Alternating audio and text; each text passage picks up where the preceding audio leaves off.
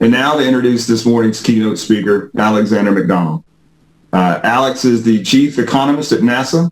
He was previously the senior economic advisor in the office of the administrator and was the founding program executive of NASA's Emerging Space Office within the Office of Chief Technologist. He is the author and editor of several NASA reports, including Emerging Space, the Evolving Landscape of 21st Century American Spaceflight, Private-Public Partnerships for Space Capability Development, and Economic Development of Low Earth Orbit. MacDonald is also the author of the book, The Long Space Age, The Economic Origins of Space Exploration from Colonial America to the Cold War. And now, without any further ado, I'll turn it over to Alexander MacDonald. Alex, you got the floor. Well, thank you, Brian, for that kind introduction. And hello to everyone attending this virtual NASA History Symposium. I've always found that these symposiums and the extended NASA history community really play an important role within NASA and within the American space community at large. These symposiums serve as opportunities for us to take stock of where we have been, where we are, and where we may be going. And they are opportunities for us to learn lessons from the past in terms of the evolution of space projects, programs, and institutions, which can aid us in our management and policy work at NASA and across the U.S. space industry. The subject of the symposium is an important one, and at least for me, keynoting this symposium is both an honor and, if I'm honest, a bit of a challenge. As someone who served at NASA for almost 14 years now, in a variety of positions directly related to the subject of this symposium, first in the small spacecraft division at NASA Ames, working with Pete Warden, who spoke yesterday, then as the program executive of the Emerging Space Office, initially entitled the Emerging Commercial Space Office, and now as chief economist, I am hardly an uninvolved observer. And I confess that when thinking about the remarks that I would make here today, I initially came up with far more historical narratives about the subject that I wanted to address than I have time for. And then, of course, that's the nature of a fascinating, multifaceted historical subject. There's not one story to tell about it, but many. And our understanding of it is aided by understanding the multiplicity of these stories with all their context, variety, and sometimes contradictions. And so it is with the rise of commercial space and NASA's role in that historical phenomenon. And so we have the symposium to consider the nature of both of these phenomena and their interrelation. So I decided that rather than trying to tell one story or a few, I would try to identify some of the types of stories that we tell about commercial space and about NASA, and why those types of stories might be important. Because while these two cultural phenomena, NASA and commercial space, have distinct connections in fundamentally important ways, they also remain distinct phenomena, and they have different narratives that center them, even different meta-narratives. I think we can learn something about commercial space and about NASA by examining the types of stories that we tell about them, by thinking about the types of new stories that might emerge through their interaction, and by thinking about the types of historical scholarship that might be helpful to us as we take our next steps in the exploration and development of our solar system. One of the types of stories that is particularly important in the context of commercial space are, of course, stories about companies, about business, about commerce. These stories often center around themes of teams and engineering and major decisions, which are regular features of NASA stories too. But commercial space stories also center around profits, investments, and revenues, or seemingly just as often the lack of them. We started the symposium, of course, with one of these stories. The story is expertly told by Eric Berger of the early days of SpaceX, one of the most significant businesses within the landscape of commercial space, and one with a strong relationship with NASA. But SpaceX was hardly the first company that was formed to pursue spaceflight. The first one, to my knowledge, was Reaction Motors Incorporated, founded in 1930, with significant financing from early venture capitalist Laurent Rockefeller. And there have been literally hundreds, if not thousands, of space companies that have been formed since then, and that have engaged in various forms of commercial exchange ever since. Businesses and companies are, of course, a particular form of social organization. And as we think about the type of social futures we're building in space, I think understanding more deeply the long history and multiplicity of space companies is going to be critical as we think about how NASA and commercial space are likely to shape and influence each other over the course of the decades to come. Yesterday, for example, I was very interested in the talk by Rick Sturdivant, and I appreciated his approach to thinking about the history of U.S. military space activities from both a mission domain perspective and a company and business perspective. Personally, I think we would greatly benefit from a comprehensive economic history, the business relationships of the Department of Defense with regard to the early development of liquid fuel rocketry in this country, particularly in the pre-NASA period in the first half of the 20th century, where enough might finally be declassified by now that we might actually be able to create such an account. I also think that to understand the subject of NASA and the rise of commercial space, we also need to engage with another type of story and another type of history, intellectual history. Stories about ideas and even stories about stories. Because both NASA and commercial space, although to different extents and in different ways, are often driven by a particular set of stories. And particularly the story that humanity has the potential to travel into space through machines and extend our presence in various ways throughout the solar system. An idea which we can confidently trace to at least the 19th century in the US, Russia, and Europe, making it a remarkably enduring idea, an idea that Dan Dewdney has called space expansionism. I think that it's worth noting that even in the earliest days of this idea, such as with the publication of Hermann Oberth's rocket into interplanetary space, commerce was considered a critical element, with the fourth proposition of his famous 4 introductory propositions at the start of his book being that, quote, under certain economic conditions, the construction of such machines, spacecraft, may even become profitable. Such conditions might arise within a few decades. Not bad for 1923. Not only has the story of space expansionism found fertile soil within NASA and its human spaceflight culture in particular, that story is of course deeply important to commercial space ambitions as well, whether it be Elon Musk's vision of a human city on Mars or Bezos' vision of millions of people living and working in space, an idea that Bezos directly received from his college professor, Jared O'Neill, whose stories about space settlement on the high frontier have had an undeniably enduring and continuing effect on our contemporary American space community. Another distinct but related idea with its own intellectual history is the idea of safe, reliable, low-cost access to space, an idea which directly motivated both the space shuttle and much of the current commercial space boom in search of low-cost rocketry.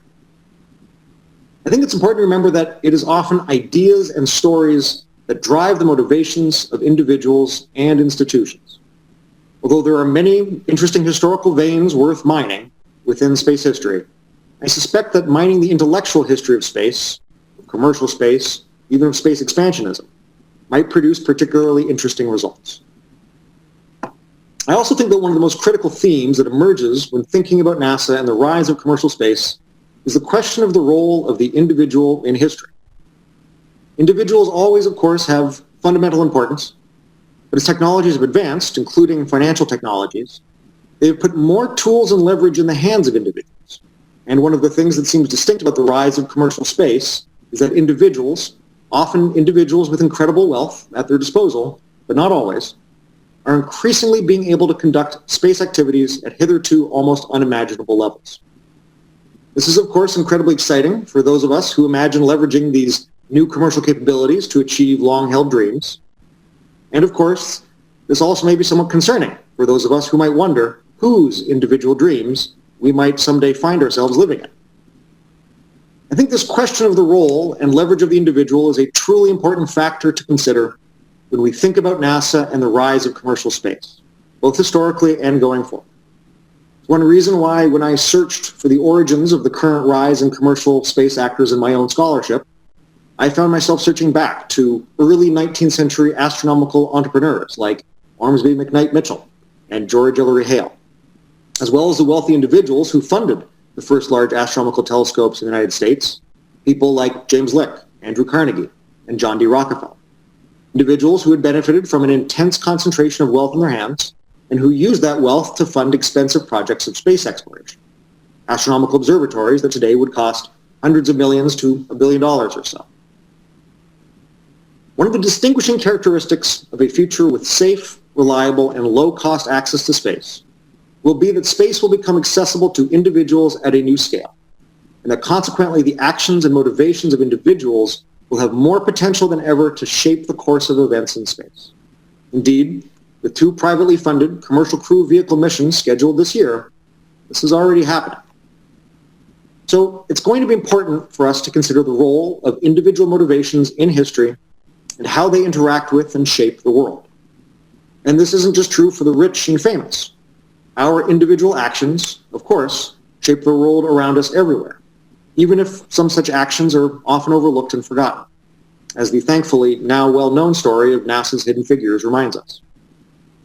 We benefit from biographies and autobiographies of a much wider multiplicity of individuals that have contributed to NASA and the rise of commercial space than we currently have at our disposal.